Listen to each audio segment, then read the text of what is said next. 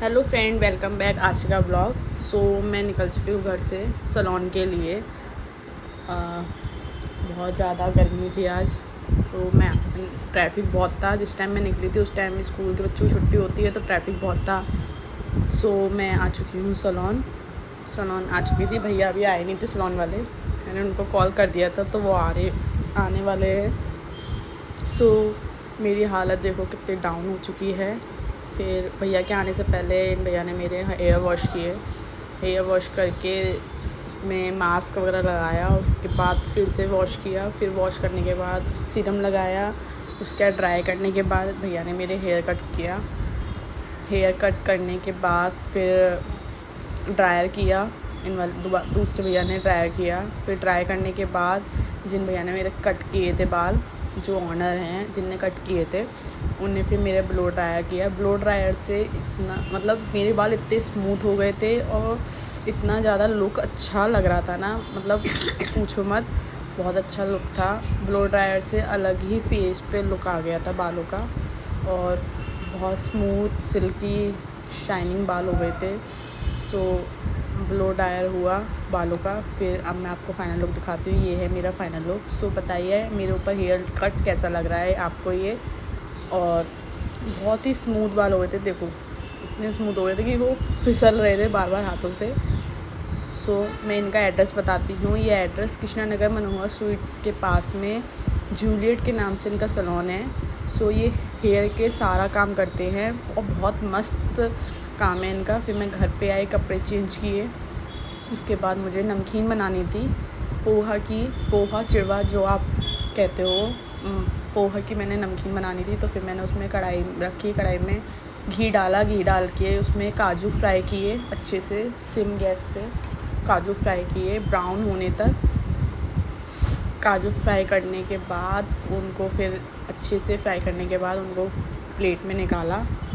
Plate में निकालने के बाद फिर मैंने उसमें मूंगफली डाली, भूनने के लिए मूंगफली डाली। मूंगफली डाल के मैंने स्लो कर दी थी गैस। तो सिम गैस पे मूंगफली अपने आप फ्राई हो रही थी, भून रही थी।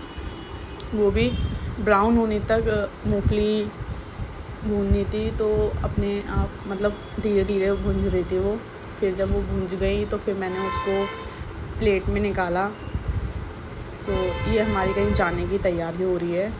आप आगे सारे ब्लॉग्स में बने रहिए, जिससे आपको पता चल जाएगा कि हम कहाँ जा रहे हैं, किस फंक्शन में जा रहे हैं।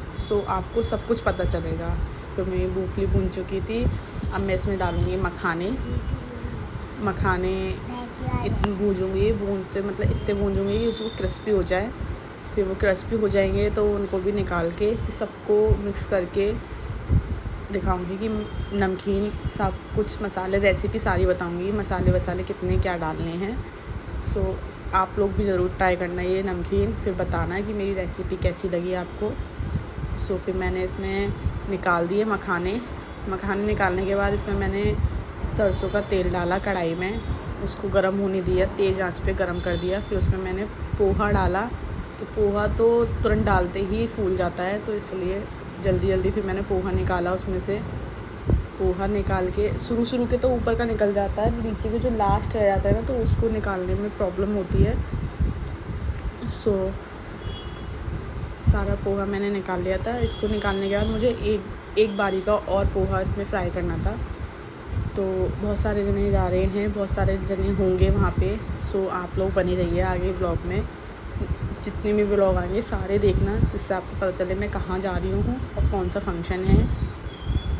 किस साइड का फंक्शन है, ससुराल का कि मायके का, सब आपको पता चलेगा। तो मेरी दूसरा भी पोहा फ्राई हो चुका है।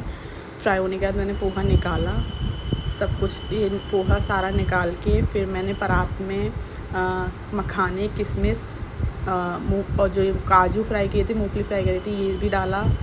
फिर मसाले ऐड किए। 2-2.5 चम्मच मैंने लाल मिर्च, फिर 1.5-2 चम्मच मैंने नमक और आमचूर पाउडर 1.5 चम्मच। उसके बाद ये मम्मी का स्पेशल हाथ का बना हुआ मसाला है, मेरी मम्मी का।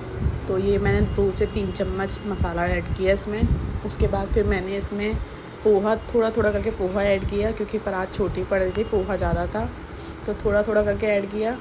ये है मेरी नमकीन बनके तैयार। सो बनी रही है नेक्स्ट ब्लॉग में। Bye bye.